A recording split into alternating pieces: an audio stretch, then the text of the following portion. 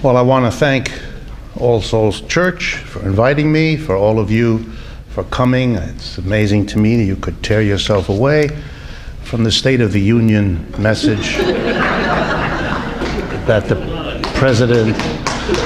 Yes, you may still get out in time. It's possible. The President will give his campaign speech this evening, and the Republicans will follow with theirs. It's very good for President Obama to be followed by Republicans. He looks so good. And when he isn't followed, not so good, as I'll try to explain to you. I often begin, and I'm going to do it this evening as well, by asking a favor of you all, which is to remember that many of the things I'm about to go through with you as we talk about the costs of this economic crisis and who has been and will be paying them, I want you to please remember that I'm just the messenger. If what I say distresses you, then I've gotten my point across. But if you get angry at me, I will feel bad. So I would like to ask you, please, to remember that I'm just explaining as best I can. Because what our president and what the other party say are now, if they were ever otherwise, campaign speeches, I am proudly going to assert that I think I can do a job of explaining what's been going on, since I'm not running for anything, without having to sugarcoat what the reality is. So bear with me as I use my training in economics over a lifetime of teaching this. I've been a professor of economics all my adult life, to try to give you a whirlwind tour through what you've been experiencing, but perhaps to put it together in a clearer way than has been the case before. Okay, so the costs of the crisis, that's what we're going to talk about. What have they been? What are they now? Was there an alternative? Is there an alternative to the way this has been handled? And what might that look like? Let's begin with the costs of the period leading up to the crisis, but even before it hit. By the way, this crisis hit officially. There's an agency in the US government called the National Bureau of Economic Research, and that's the agency that actually declares when recessions start and end and things like that. And according to the National Bureau of Economic Research, this crisis begins in December of 2007. Therefore, we are now in the fifth year of this economic downturn, and there is no end in sight. There are presidents and others who promise you we've turned the corner. A year ago in the State of the Union speech, President Obama said we had broken the back of the economic downturn. That proved to be as premature as all the other statements made by President Bush and others who had promised it wouldn't happen, or it wouldn't be bad, or it wouldn't last a long time. None of that turned out to be the case. So we are in a very serious economic downturn. It is the second major breakdown of our capitalist economic system in 75 years. The last one was the 1930s. We're not that bad yet. We don't know yet what will happen. Between the end of the Great Depression, usually measured around 1939-40, and the beginning of this crisis, December 2007, the National Bureau of Economic Research counts 11 other economic downturns. 2 major catastrophes, and between them 11 downturns, during which those 11, millions of people lost their jobs, millions of people's lives were interrupted, and so on. An economic system that collapses in a major way twice in 75 years, and that has serious downturns. And those of us in New York should remember that in 1974 and 75, we had a doozy here in the United States, and in New York particularly. That's an extraordinarily unstable economic system. I used to tell my students, if you lived with a person as unstable as this economic system, you would long ago have either moved out or insisted that he or she get professional help. But most of us live with this economic system as if there were no alternative. So let's go and take a look at how it grew. To do this, we have to do a little bit of history, but it's worth it. The United States is a very remarkable place.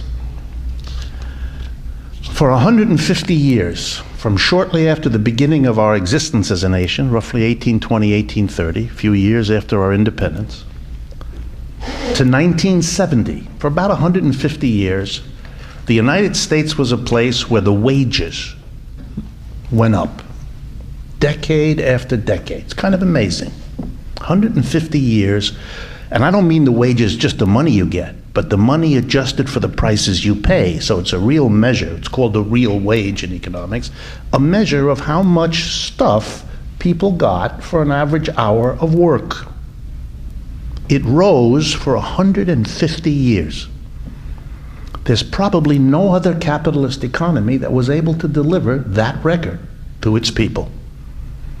It helps to explain why so many people came here as immigrants, because they calculated that their shot was better at a good life here than where they came from, and they were right. And it produced here in the United States a remarkable mentality, understandable. People began to believe they lived in a really charmed place. Wow. The world has somehow organized to make something happen here that doesn't happen anywhere else. Decade after decade. And so Americans began to believe that every generation lives better than the one before, your kids will do better than you, your grandkids still better than them, that it's somehow built in. Go to school, learn, work hard, and you will arrive. And that's an understandable interpretation. Why was that true? Why did the wages go up if it didn't anywhere else? What was it that was unique about the United States? And I don't want to burst anyone's bubble here, but the explanation in economics is really pretty simple. We call it in economics a labor shortage. See, the Europeans who came here, and there's no polite way to say this, did away with the people who they found. And even if they hadn't, it's not clear that those local folks, the Native Americans, would ever have worked for them. But they did away with them, took the land, and discovered quickly that the land is very fertile, the sea coasts are very navigable, it's a good place to do business. And business was done, and business was good. Profits were earned. But every time a business tried to grow with its profits, there was no one to work. There weren't enough people. And so in order to solve the problem, you had to bring people here. White people were brought here by inducing them to come. Black people had no choice. But for the white people, the way to bring them was by offering higher wages than they could get where they had been, so that the relatives who came first could tell those left behind, it's true, you do get better wages. And then there was a problem they discovered, that it wasn't enough to pay higher wages to bring people here. Because all the land had been taken away from the Native Americans, you had to keep raising their wages, because if you didn't, in New York or Philadelphia or Boston, they would just get up and leave and go west and get a farm. They had all been farmers anyway. So you had to raise the wages to bring them, and then you had to raise the wages to keep them. Not a complex story. That's why wave after wave of immigrants had to be brought here. We were always in a labor shortage. Then in the 1970s, again, no mystery.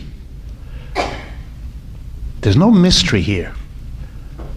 For those of you that are wondering, there is a question, which is if what the story I'm telling you is one you hadn't heard before, you ought to wonder why that is. But there's no mystery here. In the 1970s, the labor shortage stopped. And it never resumed. And the reasons are not hard to find. Number one, the American business community discovered the joy of the computer. You could replace an awful lot of people with a computer. Before the 1970s, when you went to a supermarket and you took a box of cereal from here and a can of soda from there and a pound of coffee from there, there had to be people who kept track of all of that and ran in the back and got more to replace what you had purchased and taken home. Huge numbers of people. Now, one college student sitting in front of a computer in Boise, Idaho, can keep track of exactly how many rolls of toilet paper have been removed from a supermarket in Brooklyn. And you don't need anyone in the store in Brooklyn. He hits a button that orders the replacement box of the rolls for the time you need them to take care. Wow.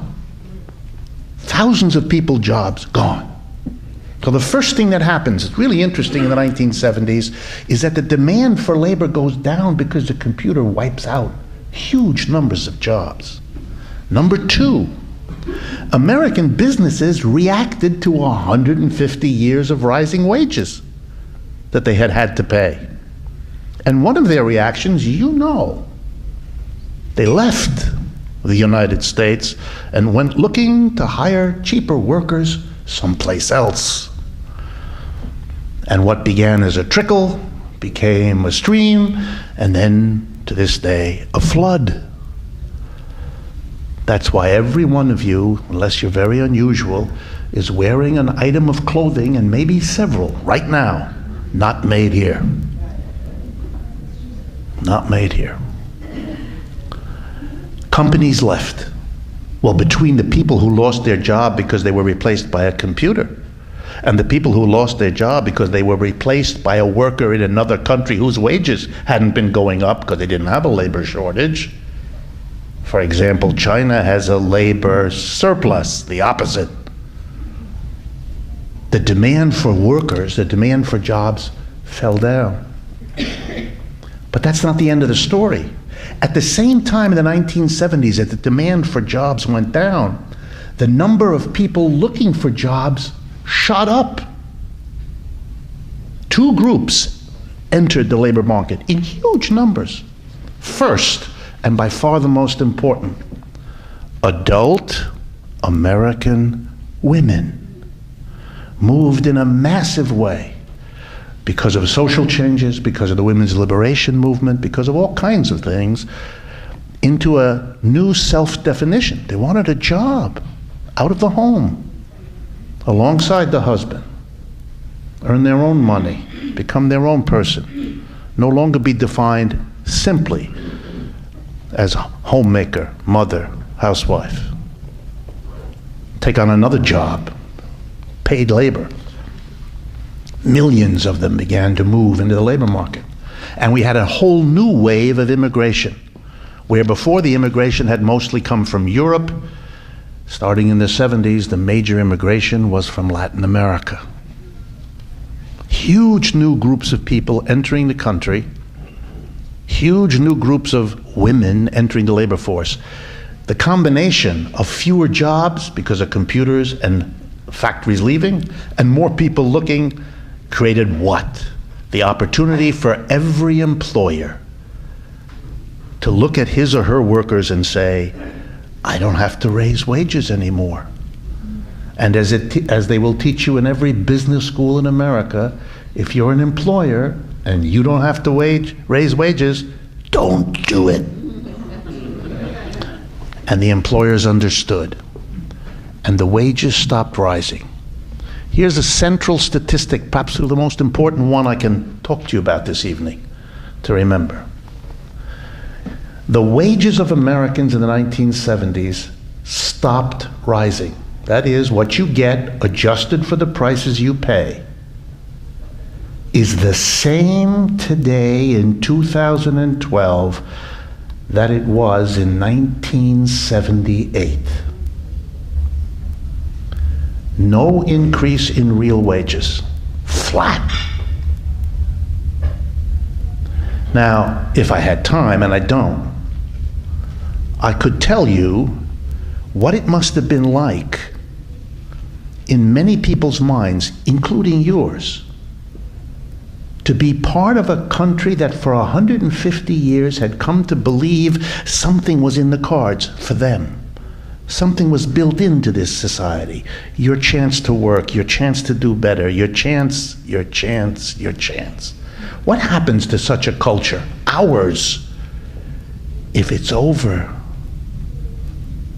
It stops. Well, if I were a psychologist, I would say that causes a trauma.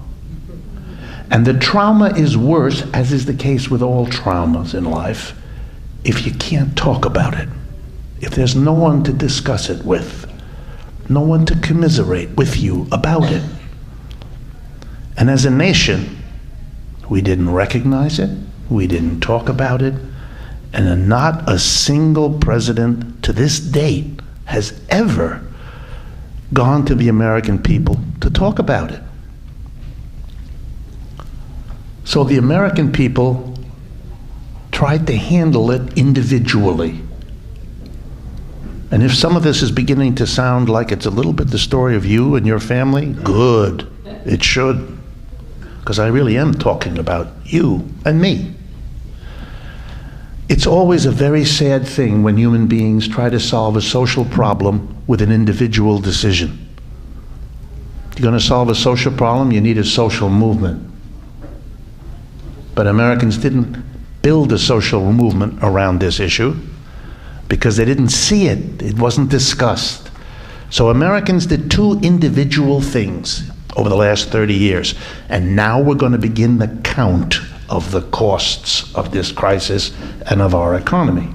The first thing individuals did, if you don't get more real wage per hour of labor, do more hours. And Americans began, if they had a job, take a second one. If you have a part-time job, get a full-time job. If you're a teenager, do something on the afternoon and the weekends. And if you're a retired person, come back out of retirement. If you're a family whose emotional life has been held together by the mother, give up your emotional life because mama has to go out to work. 30 years ago, if you turned on the television, what you saw was the celebration of a stylized family. Father gets up, puts on a shirt and tie, and goes to work. Mom stays home, takes care of Dick and Jane and the little dog Spot, and has everything ready for the dinner when the hubby comes home. Today you turn on the television and the family you see is a fundamentally dysfunctional collection of people who don't like each other. The husband and wife barely cohabit and make cracks about each other's performance. The children are alienated from the parents. You know the scene. We laugh at what has happened to us because the alternative, as you know, is to cry. And we're afraid to do that. So the first reaction of the American people was to work more and more. Here's a little statistic for you that I like to tell my audiences. According to the OECD, one of the major international statistical agencies, American working people do more hours of paid labor than the working class of any other country on the face of the earth, including Japan, which is often put forward as the place where people do the longest hours. We beat them. The costs of this to our health, to our mental health, to our interpersonal relationships, to our sense of exhaustion and irritation with one another, is stupendous. If I had time, I'd go through it with you. We are 5% of the world's population. We consume 65% of the world's psychotropic drugs. Prozac, antidepressants, all of it. Now, either you explain that by saying that the United States is a population of drug addicts, or if you reject that because it really is silly, then you have to look at what might make a perfectly reasonable population, which I think we are, function this way. Well, I think I've given you a clue. We work ourselves literally to death. And the second thing the American working class did to cope with the end of rising wages, a population that wanted to experience the American dream, to have a nice home, to have a nice car, to go on a nice vacation, and to give your children a nice education. How are you going to do that? You're a parent who really has promised it in 1,000 ways to your children. You want to deliver it. The fact that your wages will no longer make that affordable is impossible. And since there's no social discussion of it, you don't see it as a social phenomenon the way I've just explained it. You begin to internalize it and imagine it's your personal fault. You don't work hard enough. You didn't go to school long enough. You didn't take the right courses. You didn't major in the right topic. It's you. So Americans decided that's unbearable psychologically. So if I'm not going to earn the money to enjoy the American dream, even if I work more, then there's only one thing left for me to do. And starting in the 1970s, the American people did it. They went on the biggest consumer borrowing binge that the world had ever seen. In the 1970s, the United States invented a mechanism to pump credit into everybody's wallet. You're now carrying it. It's called a credit card. Before that, it only existed for wealthy travelers, the American Express card. After that, we have Visa, MasterCard, the stuff that's in your wallets, lots of it, so that you can buy everything, including a can of soda, bag of potato chips. You can go through the toll booth on the highway and stick the card in there. You can borrow for everything. And so for 30 years, the American people postponed their appointment with the end of the labor shortage and the end of rising wages. They stalled it off by working themselves to death, by undergoing psychological trauma as the mother who held the family together is too tired, and the family can't quite solve the problem any other way because they're all working too hard. And then by the end, the anxiety of debt levels they could not sustain. So by 2007, it collapsed. But here, think of the costs. The debt and the agony of the debt. The overwork and the agony of the overwork. The self-blame that all of this was your own fault.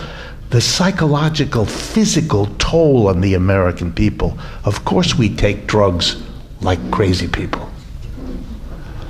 So the costs of this crisis already happen in the process leading up to it.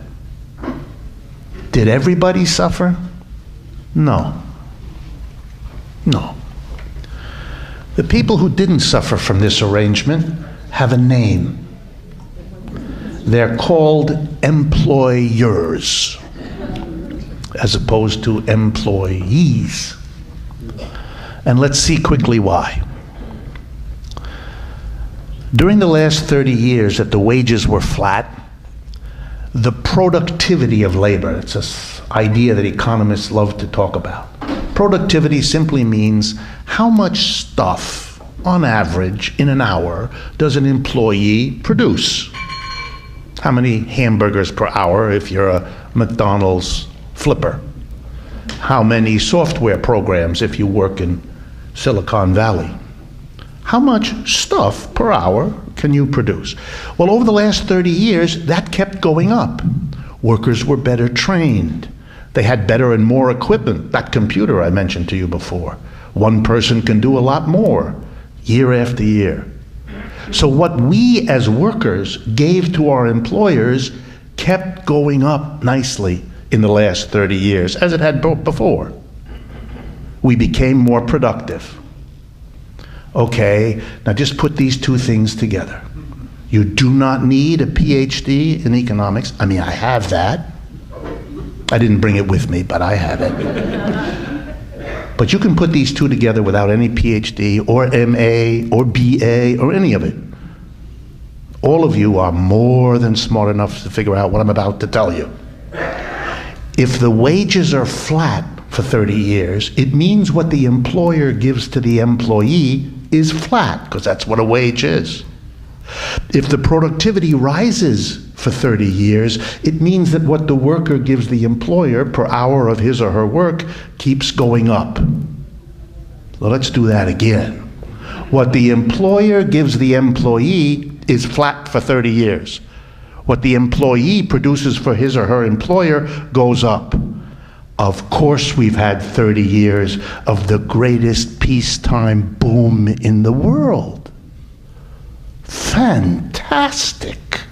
30 years of no increase in wages while the working class produces more and more. Of course the stock market went nuts. Employers everywhere, not just on Wall Street, on Main Street too, were having the time of their lives, making money like there was no tomorrow. But they didn't understand it any more than the working class did, that it's simply the story of the wages, which it is, no mystery. So the employers began very creatively to invent other stories, different stories. You know how I told you the working class blamed themselves? I didn't work hard enough, I didn't go to the right school. The employers had a completely different story. The one I like most is this one.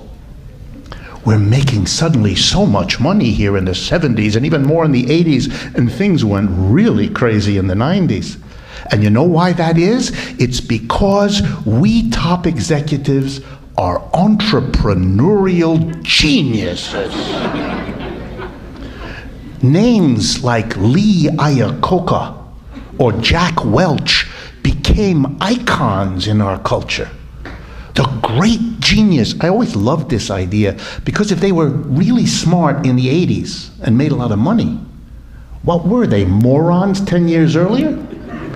Did some magical transformation happen to them? No. They made that stuff up. I was about to say they wrote these books, but if you ever look at the books, you'll know they didn't write those books because they couldn't. They got ghostwriters to write those books for them. But there was a method to the madness, because if the reason the company is making all this money is because the top executives are suddenly geniuses, well then nothing would seem more reasonable than to pay them accordingly. And so starting in the 1970s, the salary of the top executives of our company go off the charts. From being 30 times or 40 times what the average worker gets, they're now around 350 times. Poor Mitt Romney. He had to reveal last night that over the last couple years, he earned over $40 million as a result of his executive work. Whoa. No salary, no wage. Just that.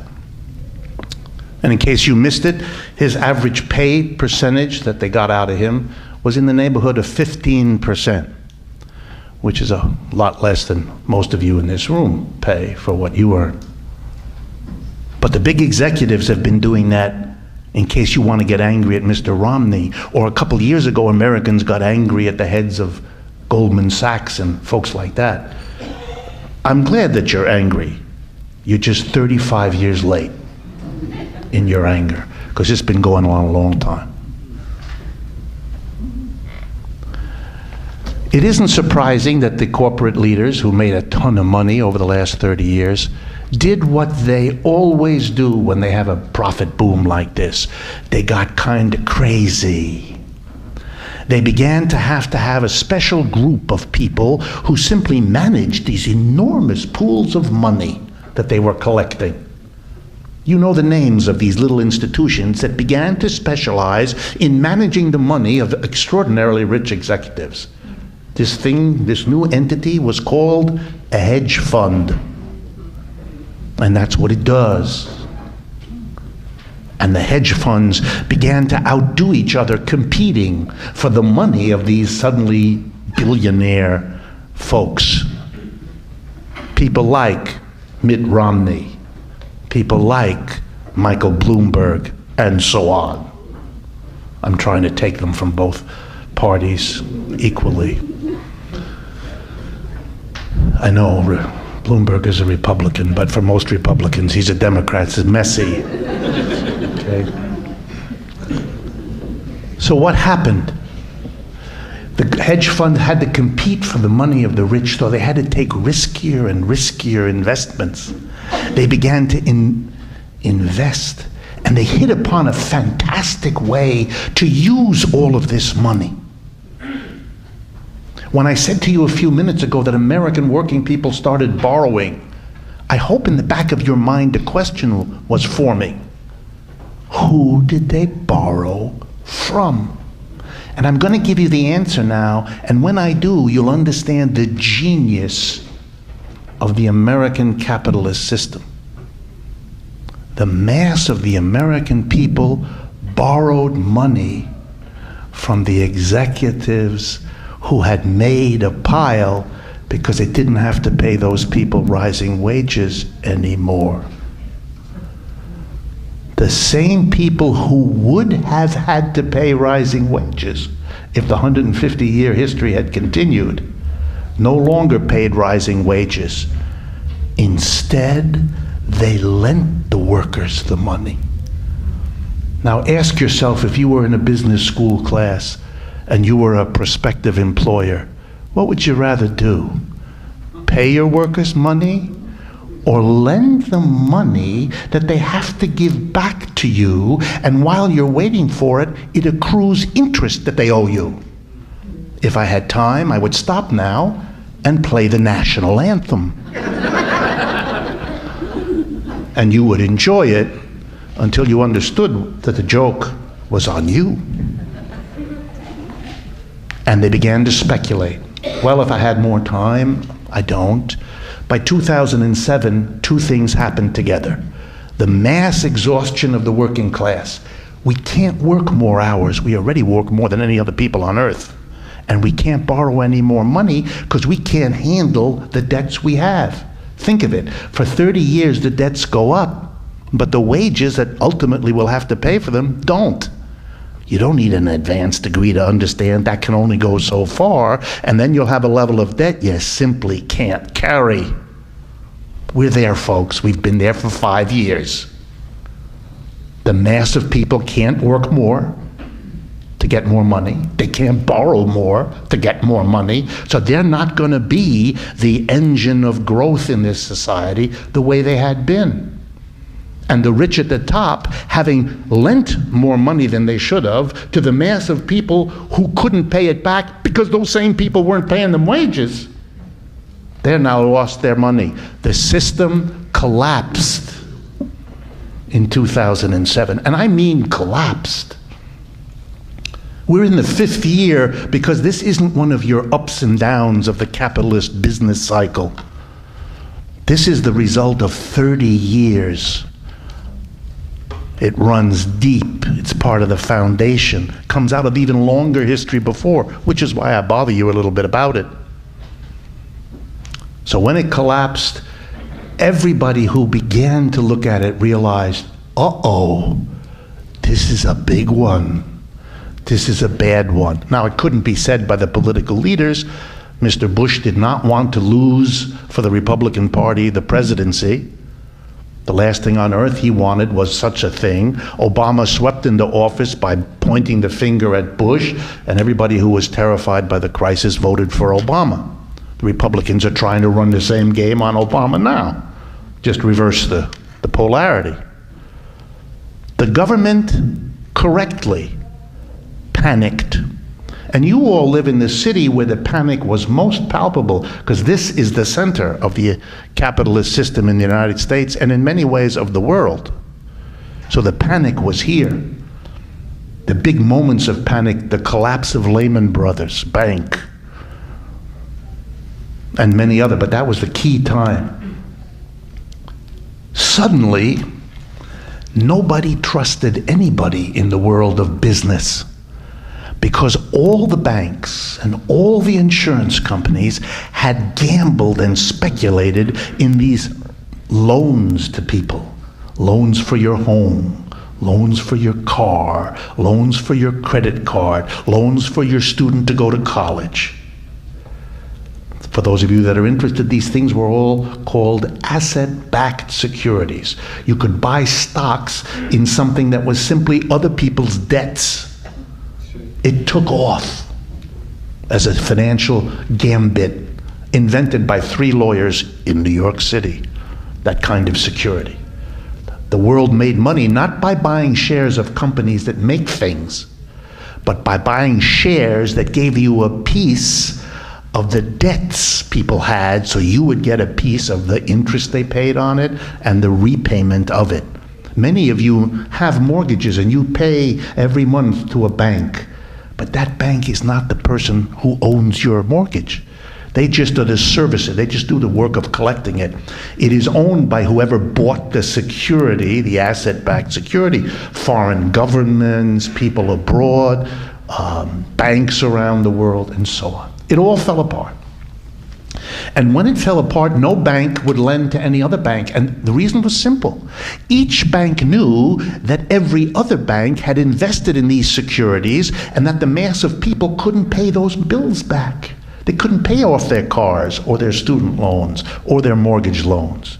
So that these securities were worthless since they depended on people's ability to pay back.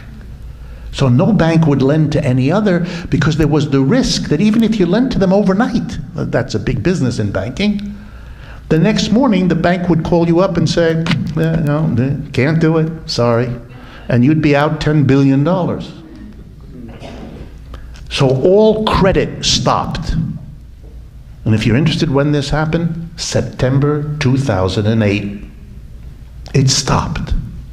Well, in an economy like ours where everything depends on credit, remember the bag of potato chips you need, credit, your credit card, you can't run our kind of capitalism without credit. So the government panicked. And then the next thing happened that's really big.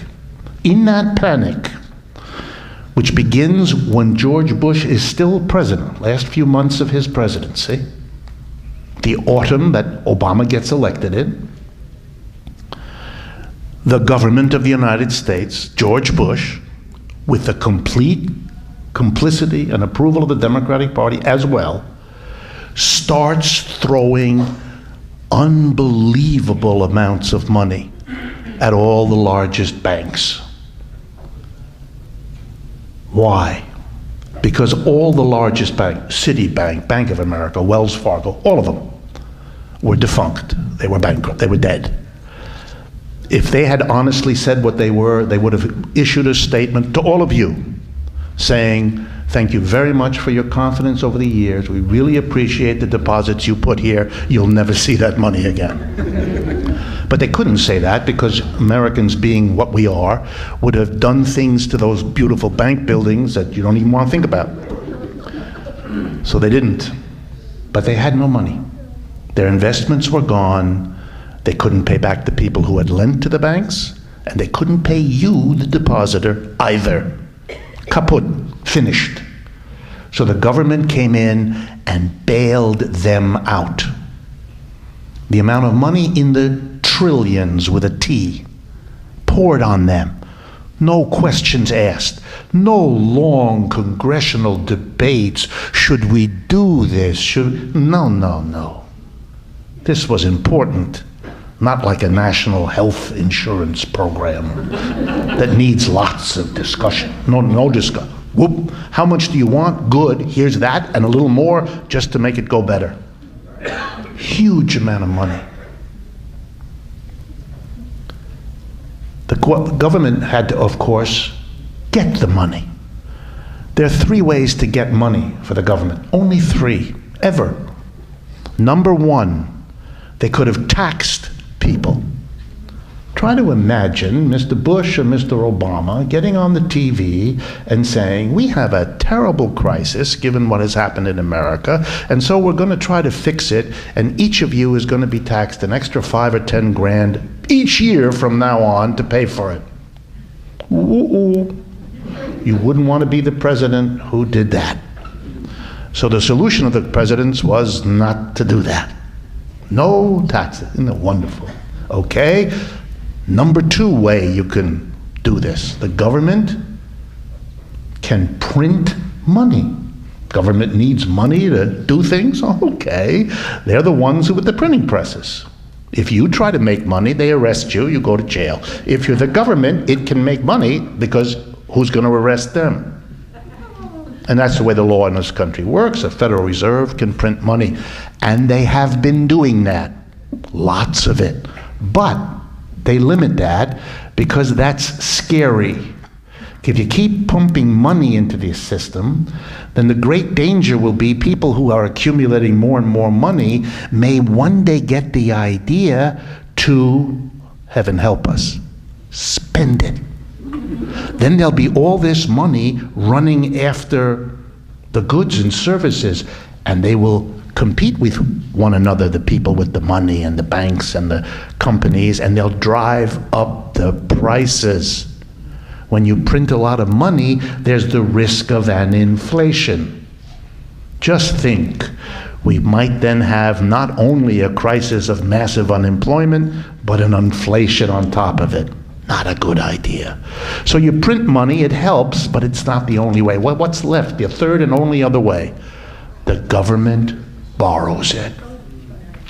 Starting in 2008, over the last 4 or 5 years, the government of the United States and the government of most other capitalist countries went on a borrowing binge. Sound familiar? Uh-huh. The follow-up to a workers' borrowing binge has been a government borrowing binge to deal with the disaster caused by the workers' borrowing binge. Does it sound to you like maybe it's not the best idea if a working class borrowing binge produces a crisis to solve it by plunging the government into great debt? If that occurred to you, good, you would get an A, at least in my course. But that's what we did. That's what we did. And then the obvious happened. The governments began to look like they weren't such good borrowers. Because it's one thing when the government you're lending to has borrowed a bunch of money, but not that much.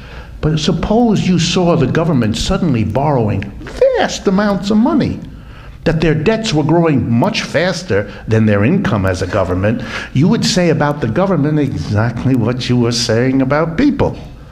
Their ability to repay is not keeping pace with their debts. So now the lenders began to say to the governments, we don't want to lend to you so much anymore because you don't look good to us. And of course, the lenders did it first with the governments that were the shakiest, the little governments, the governments who weren't a good bet. You wouldn't mind lending to the United States in 2009 and 2010. That's, after all, the biggest, most powerful economy in the world still. But you wouldn't lend anymore to, say, oh, I don't know, Greece, a nice, poor little country. And what is in the minds of the lenders to governments, who are mostly banks, by the way? What's in their mind? Are they worried that those politicians are not going to pay them back? No, they own them. The fear of the lender is not that the leaders won't pay it back, but that you won't permit it. Think what it means if a government is accumulating debt. It has to take more and more of its money to pay the interest on that debt. And where is the government in any country, ours, Greece, anyone? Where's it going to get the money to carry the rising debt? They're either going to have to go to their people and say, you know, we borrowed to give the trillions to the banks to get out of the mess they made. And so we borrowed, and of course we have to pay a lot of interest, and we have to pay the money back. So we're really sorry, but you're going to have to pay a lot more in taxes. At that point, they get into trouble. Greece's ministers can't go out at night to the theater in Athens because people spit at them. We don't have that here yet. So politicians confronted, oh my goodness, I'm going to have to raise my people's taxes. People went wild. We've just come off in this country 30 years of stress and strain about our debts, 30 years of our wages not going up, 30 years of being exhausted. Now there's a crisis we hardly understood, let alone caused, and we're being told we have to pay high taxes because of how they bailed out the people who screwed us in the first place? It doesn't sound good. So politicians in most places didn't raise taxes. Well, then where are they going to get the money to pay off those debts? Answer: cut the government. Take money that used to be used for everything else and use it instead to pay off the costs of the debt you incurred to bail out the banks. In Europe, this is called by a name that suits this. It's called austerity. It's when the government closes a clinic, shrinks the money for schools, avoids maintaining the roads, lays off the teachers. You know the drill. And uses the money saved to pay the lenders. In little countries like Greece, it has an added twist, since most of the lenders to their government are foreign banks. In Greece's case, German and French banks. So the Greek people have a government, by the way, a government of the Socialist Party of Greece, Papandreou, until recently, when all of what I'm describing to you bounced him out. But until then, this socialist prime minister had to stick it to the Greek people. I have a student, a woman who teaches in an Athens university. Her pay, she's a full professor with tenure, her pay today is 40% less than it was in May 2010 when the cuts began in Greece. 40%. And why? Because she's a public servant. The universities are public institutions. Everybody was cut. Police were cut, fire cut, teachers were cut, garbage collectors, everybody. A lot of people in Greece work for the government. It's a very important sector of their economy. But I want you to understand exactly the same is going on here. We're a country that has a hard time calling things by their proper name. We don't use words like austerity. We refer to something much easier to digest: fiscal conservative. Sounds like something you take when your stomach hurts. It's the same gambit. For example, over the last year, the amount of money used for paying public higher education in the United States is 7% less than what was allocated last year. We're cutting schools at every level: elementary school, secondary school, college, university, everywhere. As an economist, I find this an amazing kind of fact. We teach, all of us in economics, that the future of the United States in a world economy depends more than on anything else on the quality and the quantity of the labor force we are producing. Well, if that's true, here's something to keep in mind. Right now in the United States, roughly 15 million people go to colleges and universities. Under 3 million of them go to private schools. Over 12 million go to public schools. Public higher education is what creates our labor force. Public higher education is what we are savagely cutting. What kind of a society, to deal with an economic downturn, shoots itself in the foot in terms of its long-term economic hopes? You either have to think people are nuts, or you realize they're in a bind where kind of anything they try to do only makes matters worse. So what are the costs of the crisis? The austerity. The people who are not getting the kind of education they need, and they need now more than ever. Welfare cutbacks for people who are desperate. Everywhere, at every level, cut back, cut back, cut back. What kind of an economic system not only plunges the mass of its people into the kind of crisis I've been describing, but just when it does so, just when they need more help, announces to them that the government is going to provide them not with the extra help they need, but with less. That's not a very intelligent arrangement. You kind of ought to have the government help you more when the economic system isn't doing well, not less. Not less.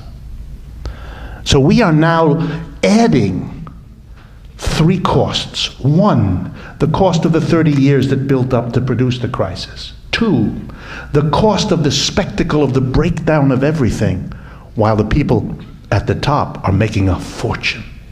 And now number 3, bearing the costs of austerity, cutbacks in social programs and government employees, just when we need the opposite. That's too much.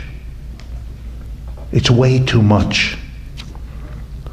This morning, the billionaire George Soros issued a statement before he leaves for Davos, Switzerland, where there's a big meeting, as there is every year, of corporate leaders. And he was asked what he fears. And his answer today, this morning, was, "I fear blood, violence, and riots in the streets of America. This cannot go on." Whoa, whoa. You even have the spectacle now of the richest people on earth, like Warren Buffett, saying, stop.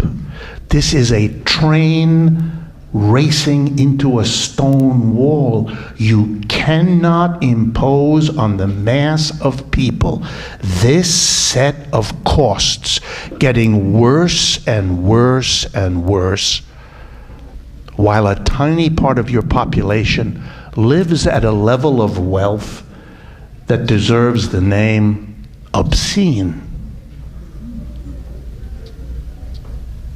Of course, sooner or later, we would have had to have what we've had over the last 3 or 4 months. A political movement arising in the United States, the Occupy movement, that basically says, this is a story of 99% against 1%. And that's simply recording in a simple slogan, a brilliant slogan, but a simple slogan, the bottom line of everything I've just been telling you about the last 30 or 40 years. When they're accused of fomenting class war by saying that, the only answer is they're just calling it out for what it is. The class war is what's been going on for 30 or 40 years, which we were not allowed to call by its proper name. Let me turn then, as I try to conclude, to answering one question I promised you. Were there alternatives? Well, where would we look? The only place I know to look, and that I want to take you with me to look, is what happened the last time our economy went into a tailspin like this. 1929, the Great Depression. And just to remind you, the Great Depression begins October 1929, lasts over a decade. So the notion that all downturns are quick, And in case you think, well, they used to be long, now they aren't anymore, Japan entered its current depression in 1989 and is still in it. So they can last a long time. But things went very differently in the 1930s. First of all, their conditions were worse than ours. We have 8.5%, 9%. They had 25% in 1933. So much worse than we have, at least so far. So if you can imagine that there's no money for the government to do things, we have to cut back now. Imagine what it was like then. No money, and they said all that, no money, no money. And the president was elected on a Democrat, on a balanced budget program, Franklin Roosevelt. If anything, a bit more conservative than Obama. Not a lot more, but some more. And yet within 2-3 years, everything changed. Whoa, what did Roosevelt do? By 1934 and 35, I'm now going to list you some of the things that guy did. Conservative Democrat. There's no money, there's no money. Let's see. First, he created the Social Security system that many of you, I'm noticing your hair color, that many of you know real intimately and are probably grateful for. In the middle of a depression, when there's terrible unemployment and the government has no money, he announces to the American people, I'm giving every one of you that's got 65 years of age, lots of money forever until you die. Things went very differently in the 1930s. First of all, their conditions were worse than ours. We have 8.5%, 9%. They had 25% in 1933. So much worse than we have, at least so far. So if you can imagine that there's no money for the government to do things, we have to cut back now. Imagine what it was like then. No money, and they said all that, no money, no money. And the president was elected on a Democrat, on a balanced budget program, Franklin Roosevelt. If anything, a bit more conservative than Obama. Not a lot more, but some more. And yet within 2-3 years, everything changed. Whoa, what did Roosevelt do? By 1934 and 35, I'm now going to list you some of the things that guy did. Conservative Democrat. There's no money, there's no money. Let's see. First, he created the Social Security system that many of you, I'm noticing your hair color, that many of you know real intimately and are probably grateful for. In the middle of a depression, when there's terrible unemployment and the government has no money, he announces to the American people, I'm giving every one of you that's got 65 years of age, lots of money forever until you die. Whoa. But he said, I'm Santa Claus, that's just the beginning. Next, I'm going to create the unemployment compensation program. We didn't have that before, just like we never had a social security system before. In the depths of the Depression, the president says, okay, we got all these millions of people unemployed, here's money. Lots of it for a long time. Have a nice day. But those were two smaller programs. Here comes the big one. He goes on the radio in 1934 and he says to the American people, see, I noticed I didn't say TV because there wasn't any. Goes on the radio and he says pretty much these words: if the private sector of the United States either cannot or will not hire the millions of Americans who need and want work, then there's no alternative but for the federal government to do it. And between 1934 and 1941, Roosevelt created and filled 12.5 million jobs. There was no money, but he found enough to pay 12 million people. Guess what? There was money. Guess what? There's money now. More than there was then, absolutely and relatively. The next time one of our great leaders in Congress gets up there and tells you how sad he or she is that there's no money, try hard not to throw a hard object at the TV. That would be the rational response, but then you'll have to buy a new TV, and you don't want to be in that situation. How did Roosevelt get it? All that money. Which, by the way, wasn't enough to get us out of the Great Depression. To get us out, he had to do one more thing, something more expensive than the Social Security and the unemployment compensation and the jobs program combined. He had to go to war.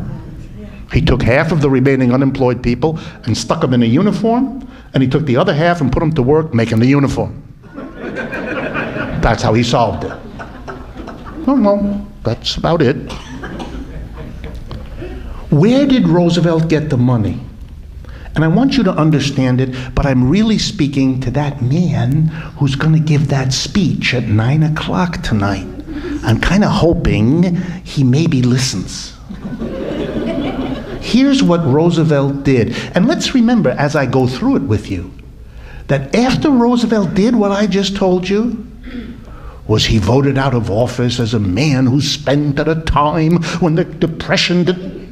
No, he became the most popular president in the history of the country. He was re-elected president 4 times. The Republicans were so freaked out by this that immediately after the war, once Roosevelt was in his grave, they passed a law saying nobody can be president more than twice. They didn't want that to happen again.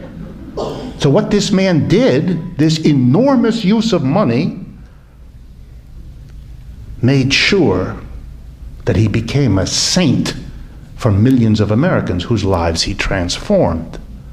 And they voted him into office over and over again. For a president who's worried about an election, there's a hint here somewhere. What did Roosevelt do? Roosevelt came, as you I'm sure know, from a great American family, or to be more accurate, a rich American family. His relatives had been presidents before him, very wealthy, very well connected, all in that. So Roosevelt was in a good position to gather the richest Americans around, which he did in the White House, and the biggest heads of the biggest corporations. He gathered them around and he gave them a talking to. And he said to them, look, I think I need to explain to you why I'm doing this, which you don't like. And before I'm done, he says, you're not going to like me even as much as you do now, which isn't much. Here's why I'm doing it. Millions and millions of American people are suffering, but of course, in and of itself, that's not a problem. Unfortunately, in the 1930s, those suffering people did something that the suffering people in America today haven't yet done. They mobilized into organizations. In the middle of the 1930s, we had the greatest labor union drives in the history of the United States. We've never had that many people join unions in a matter of months. Never before and never since. Millions of workers joined the Congress of Industrial Organizations, the CIO. Number two, we had huge numbers of Americans join and become active in multiple different socialist parties, and also into a big, powerful, and influential communist party. Not only that, but there was lots of overlap between the CIO and the socialists and the communists. They were a real organized force. And they went to Roosevelt and they basically said, you better do something or we're going to be very angry at you, and we are very militant and we have millions of supporters. And not only will your political career be in trouble, but this whole country is on the edge of what Mr. Soros said this morning. And then Roosevelt took the next step, and he said to these corporate leaders and the rich, I want you to give me a ton of your money right now.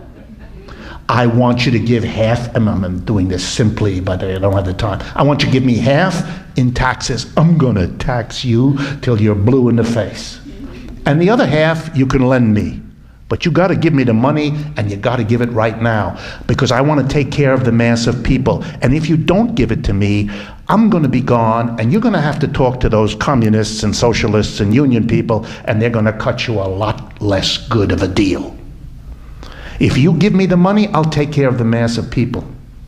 The unions, the socialists, and the communists will be satisfied with that. And they won't mess with the corporation. You'll keep your company. You'll keep in business. You'll probably do better because those people are going to have money to buy your stuff. But there really is no alternative, or else this capitalist system is over. He split them. He split the rich and the corporation. Half of them bought the argument. The other half didn't.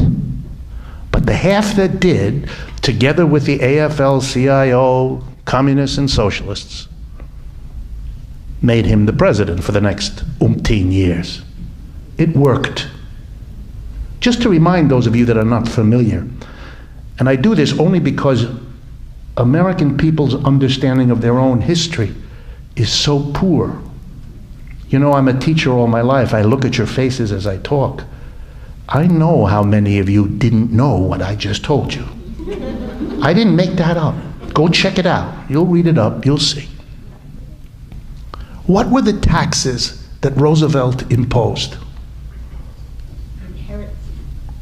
First one, 1944, for every dollar that the federal government raised in taxes on individuals' incomes, it raised $1.50 in taxes on corporate incomes. So taxes on corporations brought in 50% more than taxes on individuals.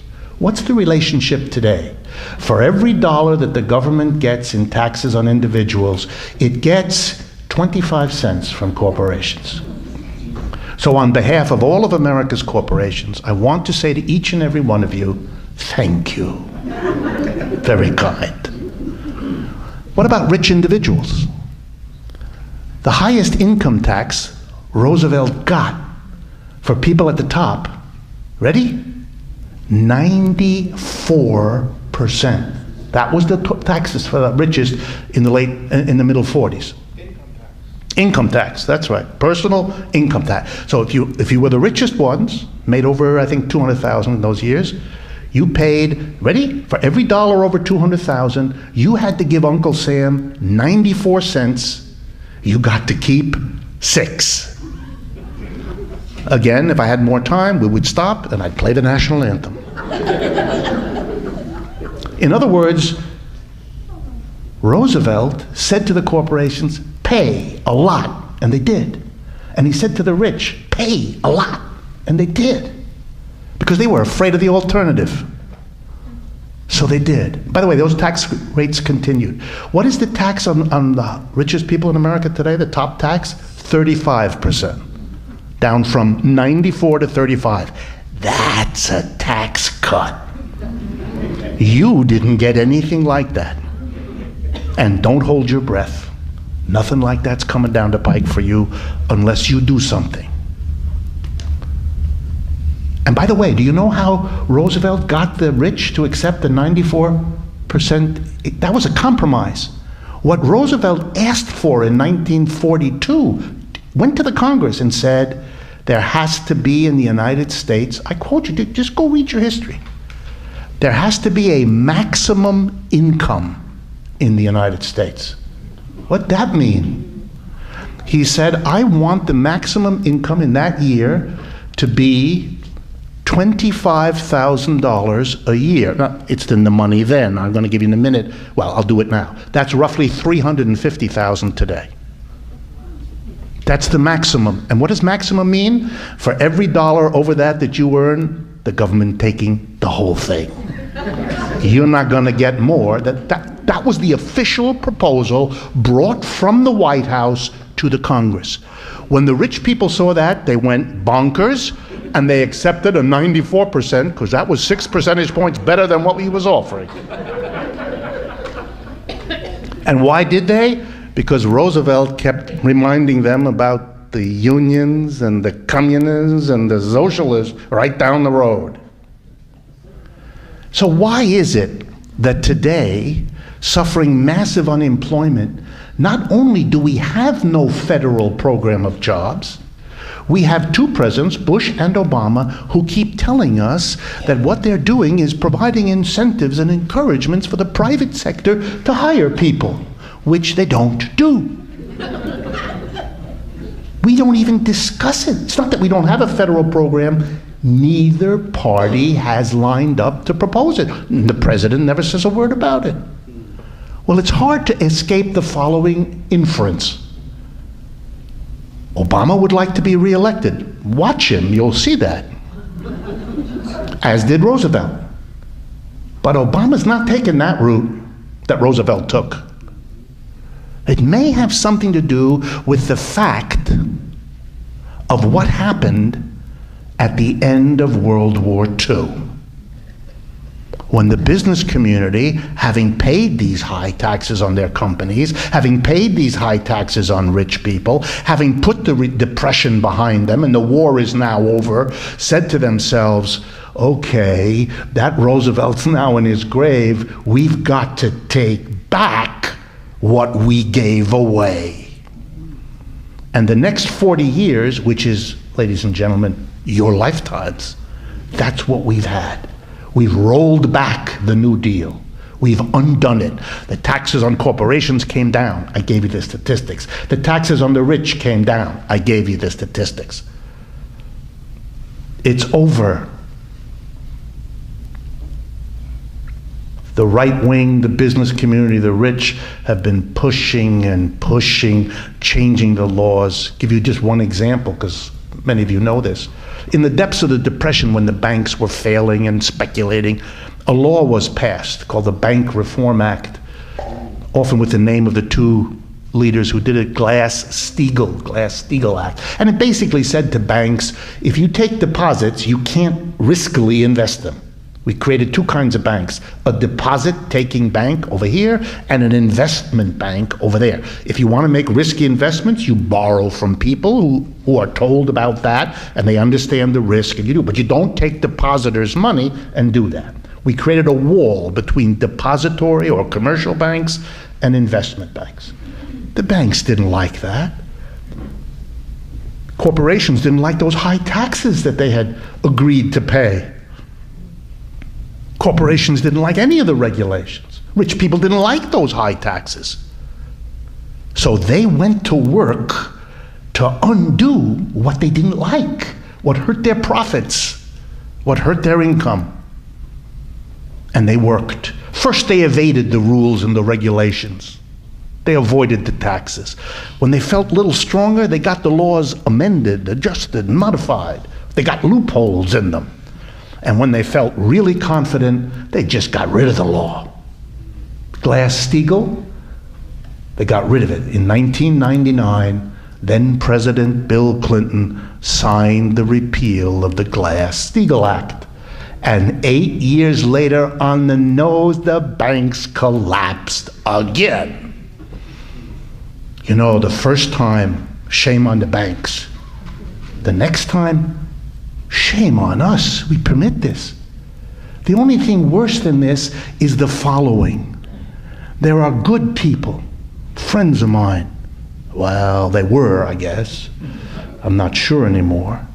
Who think that the response we ought to have to today's crisis is to regulate businesses better, more, like banks, to tax them more, like they once were. Friends, the last 40 years is a lesson that if you struggle really hard, if you form powerful, well-organized things like the CIO and the socialists and the communists, you may, with a long struggle, get a bunch of reforms like that. But if you don't take another step, those reforms are not secure. Those reforms are not safe. The people who have an interest in getting rid of them will do so. Now the final part.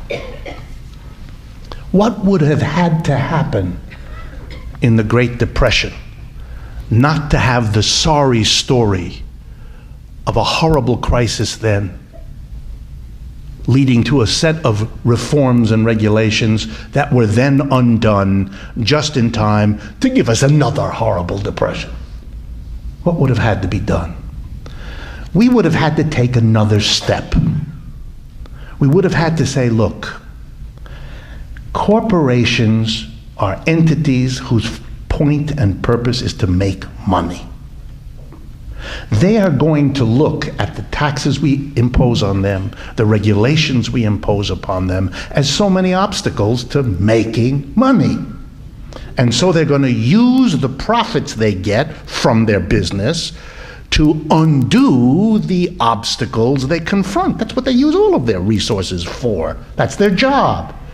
Use your resources to create a product and then remove obstacles to profitably marketing it. So we would have had to say, okay, we understand that. Corporations and rich people have every incentive, in the way our system works, to get rid of the rules, regulations, taxes, and so on. We put them there because we were desperate to get out of a crisis that was hurting the vast majority. But we left in place an institution organized in such a way that there are people with an incentive to undo everything we've done. Now, having an incentive is nice. That's not enough. Most of you have an incentive to drive a Mercedes-Benz, but it doesn't mean much because you don't have the resources to realize the incentive. But corporations not only have the incentive, but corporations are entities that gather into their hands the resources with which to realize their incentives. How is a typical capitalist corporation organized? Just a brief reminder. The majority of people are the ones who come to work 9 to 5, Monday to Friday. You know the drill. It's you. Then there is another thing called the board of directors of a corporation, 15 to 20 people who make the basic decisions: what to produce, how to produce, where to produce, and what to do with the profits. And who selects the 15 to 20 people that are on the board of directors? Something called the major shareholders, another group of 10 or 20 people. Okay, let's review. The mass of the workers, hundreds, thousands, hundreds of thousands, come to work, do the work, make the product. All the decisions are made by a tiny, teensy-weensy minority. 10 to 15 people on the board of directors and the major shareholders, who are sometimes the same people, but even if they're not. Now, those shareholders and board, they're the ones who made the decisions. They took their profits and they got rid of those taxes. And you all know how they did it. They bought the political system. They made politicians dependent on them for the campaign contribution, the parties for the party. Not in every case, there were exceptions, but in the main, that's what they did. And that was smart of them to do because they understood, we want to roll back the New Deal, we need to control politics. And if we're going to become very rich and everybody else isn't, we better control politics, otherwise the mass of people are going to try to use the political system to undo the screwing they're getting in the economic system. We got to prevent that. So they did. And we live with the results. If all we do now is put another set of regulations on them and another set of taxes, what would we be? And the answer has to be dumb. We will have learned nothing. We've just watched 40 years in which the New Deal is undone. The last chapters are being written in Washington now as they undo the Social Security system. You'll have to be older than before to become eligible. You're going to get less coverage. All of that. You know the drill. You read about it. You probably don't want to read about it, but there it is, staring you in the face. We have to take another step. We have to learn that the step not taken in the 1930s, even by socialists and communists who talked a good game, but they didn't take the step either. The step is to do what? To ask a taboo question in American life. The question is, how have we organized our production system? What is this arrangement in our enterprises in which a tiny group of people are in the position to make all the decisions and gather the wealth in their hand that will allow them to shape the society's politics, culture, and everything else? It's strange for us as Americans that we find this so normal, so necessary, so matter of fact, so commonsensical. Because we take seriously, and I would expect that especially in a room like this, we take seriously that idea of democracy, that the people who have to live with a decision have thereby the right to participate in it. But if you take seriously democracy, what happens to you every time you cross the threshold into your place of business? Thousands of workers, do they participate in the decision what to produce, how to produce, where to produce, and what to do with the profits? Not at all. You live with the result. The board of directors decides to close the factory and move it to China, you lose. Your participation in that decision? Not at all. Because the board of directors sits in Chicago and you're working in Pennsylvania, and the people in Chicago decide to use a toxic production procedure that's going to hurt your lungs, not your decision. You're free to go someplace else. Whoa. If you're interested in democracy, wouldn't it be the first place you'd put it would be in your job? For most adult people, you spend most of your life, 5 out of the 7 days of every week, on the job. You get up in the morning, brush your teeth, you get ready for work. Then you go to do work, and then you go to the happy hour to recover from the work. But your day is defined by the work. And if democracy is a value you hold dear, it belongs in the work. Otherwise, what really do you have in the way of a commitment? It's really only about voting for the mayor? Come on, you don't care that much about the mayor. You don't even know who it is. But you know about your job, and you care about that, and the decisions made around the job are the ones you probably worry about and lose sleep over. If democracy counts, why isn't it there? And if democracy existed, what would it mean? And now we're coming to the end. Democracy at the workplace. What a thought. We haven't been able to have that conversation about democracy at the workplace. We haven't been able to. We've had to deal with our capitalist arrangement. Mass of people are workers, tiny group of people, board of directors and shareholders. We've had to accept that without conversation for at least the last 75 years since the Great Depression. We couldn't discuss it. If you said you didn't think this capitalist arrangement was real good, people looked at you funny. And if you kept it up, they suggested you might not be loyal. You might be ... and you didn't want to go where ... was. For the last 75 years, we've debated in America our transportation system, our education system. We just had a year of debating our health insurance system. We debate the welfare system. You get the picture. We debate those systems because they're flawed, because times change and you need to change them. We want to make them better, so we entertain criticism and we feel the need to defend against the criticism. We argue about it, and there's something healthy about facing the problems and trying to make it better, but not the capitalist economic. Couldn't do it. Too scary, too dangerous, too troubled, too something. And I think most of you know, if you have an institution that cannot be criticized, that cannot be debated, it rots. It dies. Its worst impulses become indulgible by those who make money off of them, because no one can say boo. They can shut everybody down by saying, oh, ... You better not. So the best thing that Occupy has done, in my humble opinion, is not this or that. The best thing is, they said right from the beginning, it's the economic system, and they even used the word capitalism. That's the problem. That's the first movement in 75 years with the daring and the courage to say that. And if nothing else, in the future, I'm confident, historians will look back, that was a key moment. However that was done, and then they discovered, as we did, that the American people didn't find that anywhere near so troubling as we had been taught to believe it would be. It turns out you can say it. And let me be real honest with you. I've been a critic of capitalism most of my adult life. I don't like it. It doesn't work.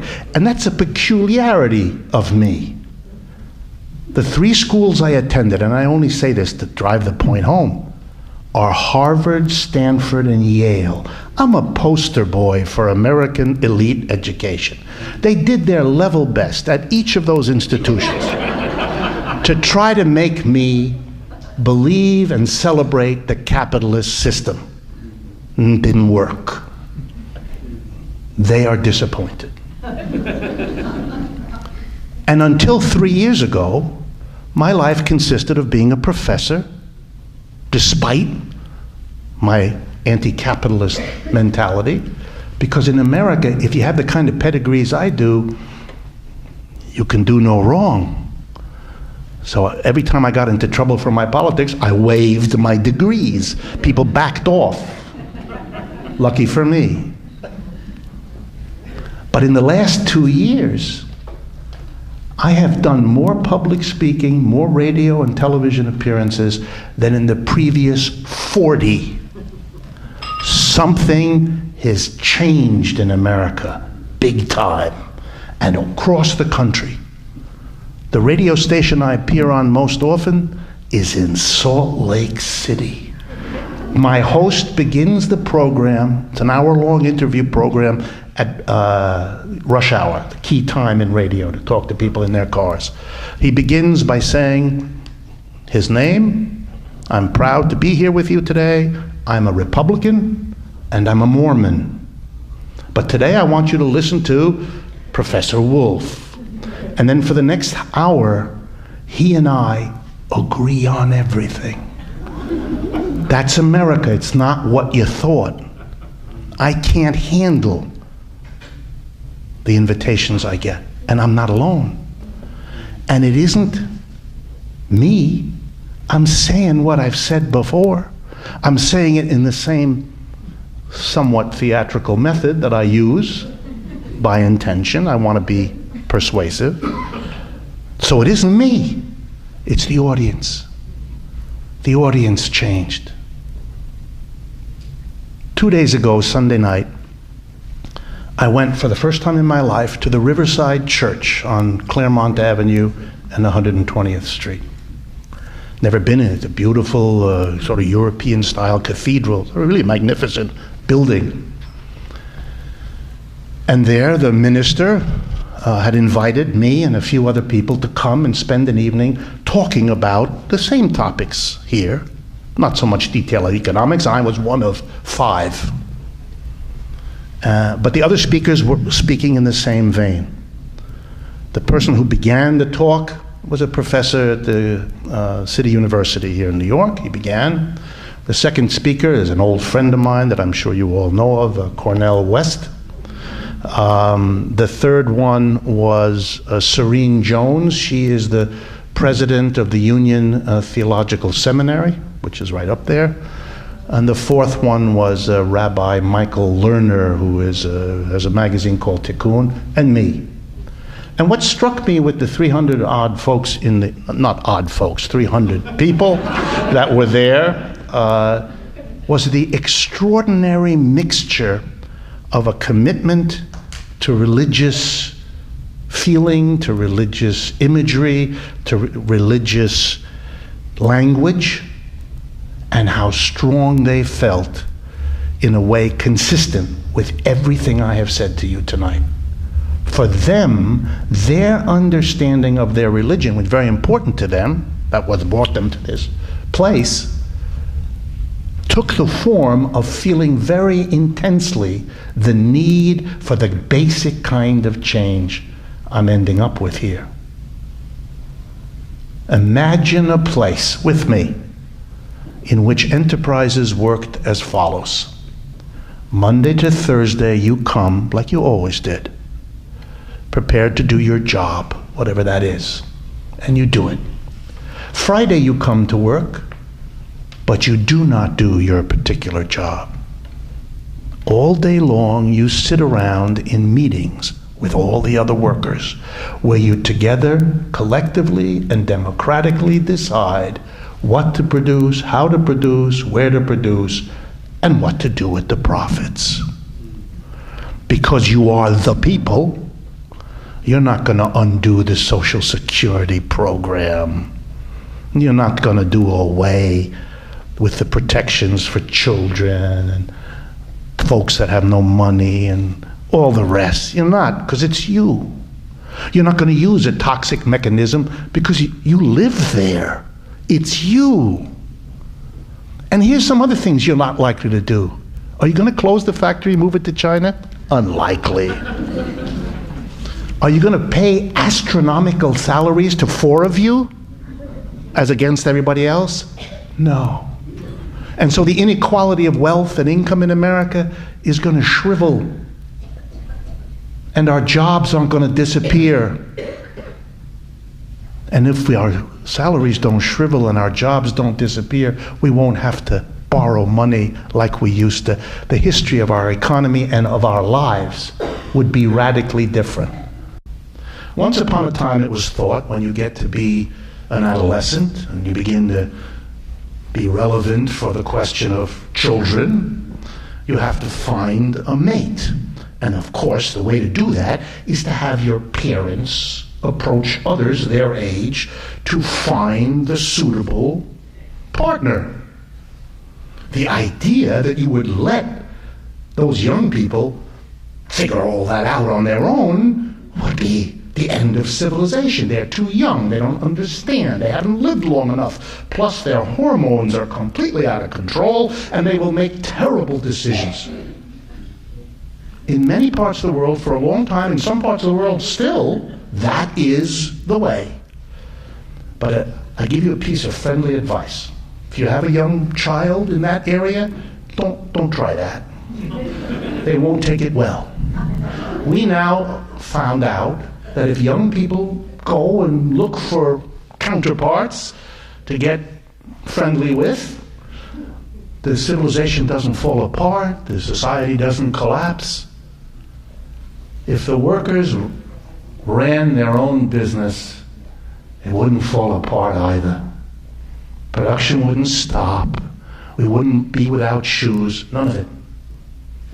It's a question of breaking out of the mold, breaking out of the status quo, and realizing that the entirety of the history of this crisis, the absurd inequality that led to it, the absurd inequality of how it was handled, the suffering.